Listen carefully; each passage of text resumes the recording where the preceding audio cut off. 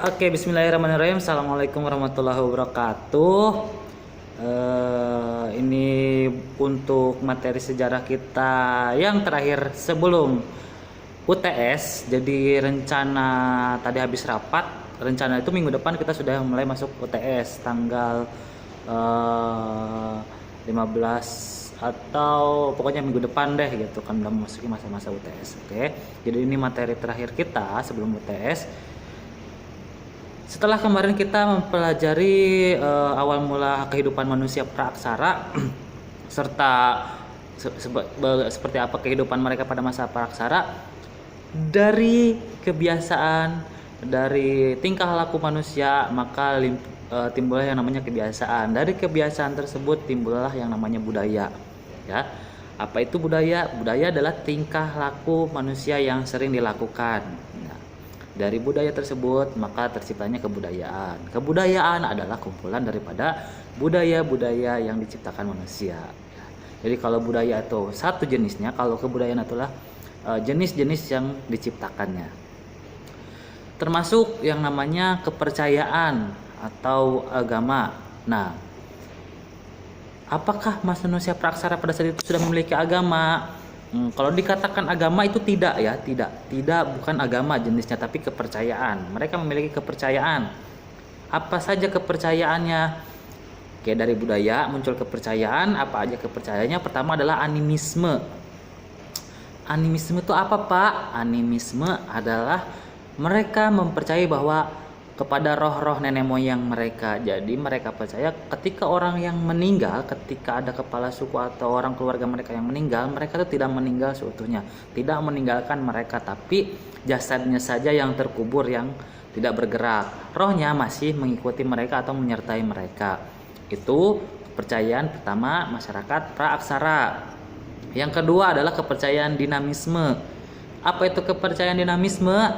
Yaitu kepercayaan mereka percaya kepada benda-benda mistis atau ya benda-benda mistis lah, entah itu pohon, entah itu batu, entah itu keris, entah itu pusaka gitu kan, ataupun alat-alat lainnya gitu kan. Mereka percaya bahwa suatu tempat atau suatu benda itu memiliki kekuatan mistis atau memiliki ya kekuatan magic.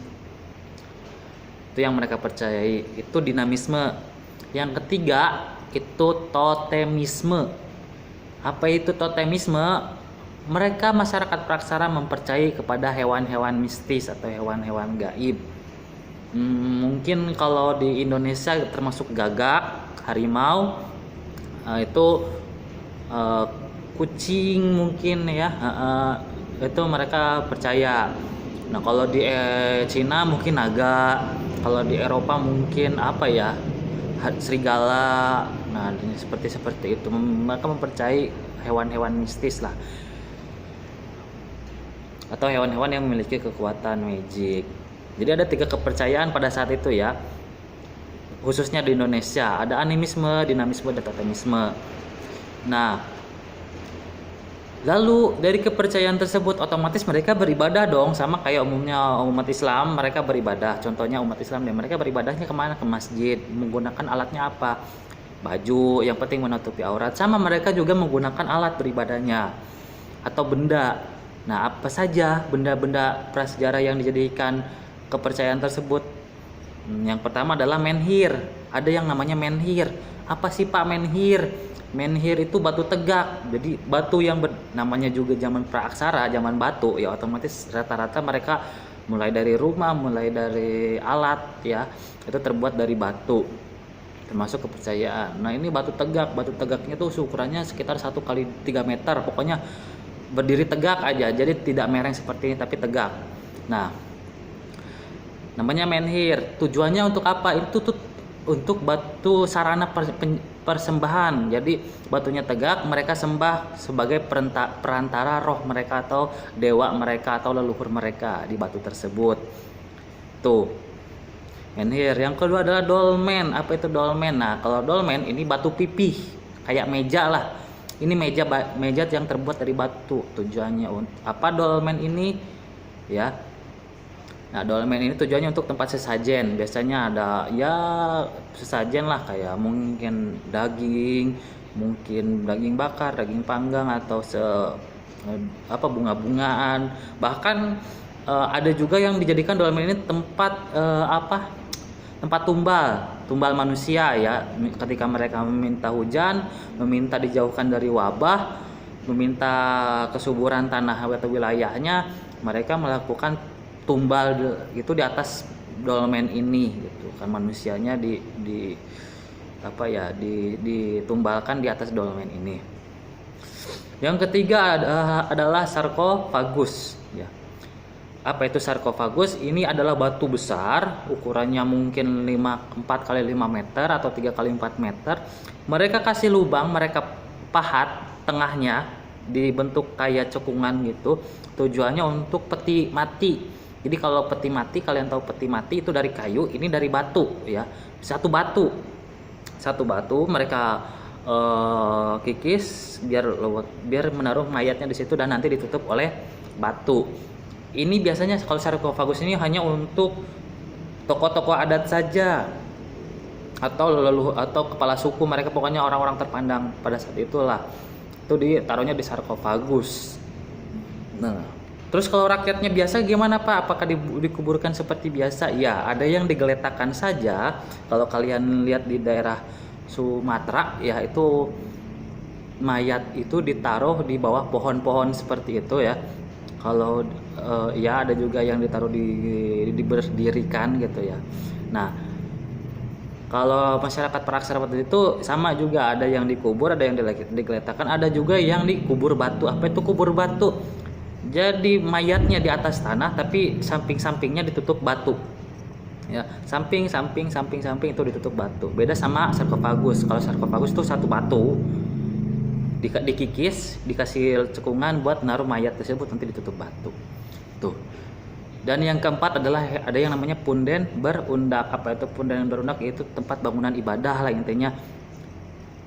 Susunan batu-batu yang bertumpuk ke atas tinggi, bahkan bisa sampai puluhan meter. Kalau kita tahu suku Maya atau suku Inka, mereka memiliki punden berundak yang ratusan meter tingginya gitu kan, sebagai tempat beribadah ya, sama kayak masjid atau kayak gereja, tapi ini kepercayaan mereka pada saat itu. Tuh, jadi ada pertama menhir, batu tegak untuk tempat menyembah, dolmen, meja batu tempat sesajen, sarkofagus kayak peti dari batu. Yang keempat adalah punden berundak. Ini aja materinya ya. Dan sekarang adalah tugas kalian. Ya, tugas terus ya. Oke, fine. Gak ada tugas buat kalian buat sekarang. Tapi kalian wajib subscribe channel ini, wajib. Saya pastikan yang tidak subscribe tidak dapat nilai UTS. Lalu buat yang anak-anak yang belum mengerjakan tugas pertama, tugas kedua, dan tugas ketiga, itu wajib mengerjakan. Ada 3 tugas sebelumnya, sebelum ini materi keempat ini ada 3 tugas sebelumnya yang wajib kalian isi, karena itu akan menjadi nilai UTS kalian. Karena nanti nilai UTS saya ambil dari situ, dari tugas-tugas kalian. Bodoh amat, mau dari ambil kalian copy paste dari Google atau dari apa, yang penting kalian jawab di kolom komentar tugas-tugas sebelumnya. Itu aja. Kalian bete sama guru-guru yang ngasih tugas, saya kasih tantangan buat kalian. Kalian kasih tantangan ke saya apapun itu. Maksudnya apa? Mungkin kalian bete ya, maksudnya sama guru-guru yang ngasih tugas terus tiap hari tugas, belum selesai tugas udah ngasih tugas lagi. Oke, fine. Kalian boleh ngasih tugas ke saya. Nanti saya akan kerjakan tugas dari kalian. Apapun itu, mau itu pertanyaan, mau itu tantangan, ya. Tulis nama kalian. Saya nggak akan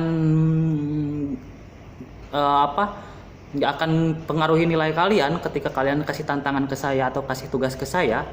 Tidak akan sama sekali ya. Tidak akan berpengaruhi nilai kalian asalkan kalian mengerjakan 3 tugas sebelumnya. Kasih nama kalian. Kalau nggak kasih nama terserah deh mau kasih nama atau enggak, tapi kalian boleh lampiaskan kekesalan kalian terhadap guru kepada saya. Kasih saya tantangan atau kasih saya tugas, maka saya akan lakukan dan saya akan buktikan, saya akan videokan dan saya akan upload di channel saya ini.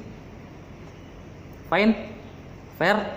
Ya, karena saya menjunjung tinggi fair. Saya berani kasih tugas, kalian juga saya harap kalian juga berani ngasih tugas ke saya, supaya kita fair. Saya tuh tipe guru yang nggak mau dibilang mau menang sendiri ya, karena oke, kita buktikan gitu, ketika saya kasih tugas ke kalian atau guru-guru kasih tugas ke kalian, maka kalian juga berhak ngasih tugas ke saya gitu kan. Tuh, deal? Oke, tapi dengan satu syarat, subscribe channel saya biar kalian tahu saya mengerjakan tantangan dari kalian, dan saya tunggu tantangan kalian kalau kalian berani. Ya, nggak apa-apa, nggak bakal ngaruh, saya nggak akan cari kalian, nggak akan saya, atau kalau kalian takut ngasih tantangannya, nggak usah dikasih nama, tulis aja tantangannya, nanti saya akan lakukan tantangan tersebut dan saya akan videokan gitu kan. Oke, sekian dari saya Nurman Hidayat. Semangat tugasnya, tetap sehat, tetap semangat, jaga kesehatan. Bye.